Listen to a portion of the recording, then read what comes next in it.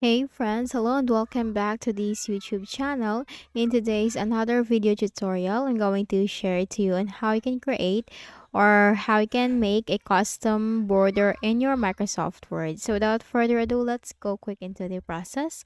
So we need to bring up and open the Microsoft Word first. So go ahead in the window search bar and type Word.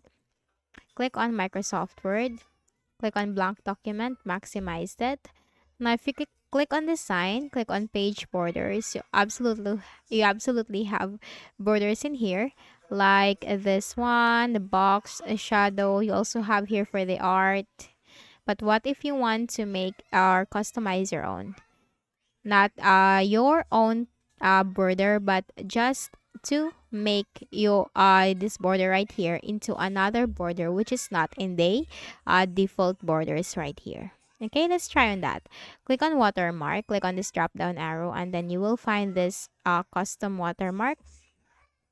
Click on this picture watermark, click on select picture. Click on from a file. So I have saved in here a border, which is obviously not our picture, but we are going to use this. And then we are going to click on insert. Now for the scale, click on this drop down arrow and you can choose from here. And then do not check this box for washout and click on OK. Now this will appear. So you need to double click on the top like that and click on this border and you will find this resizing arrows, this one. So you can simply drag that to the point where you want to move it to the very sides to make it really as a border.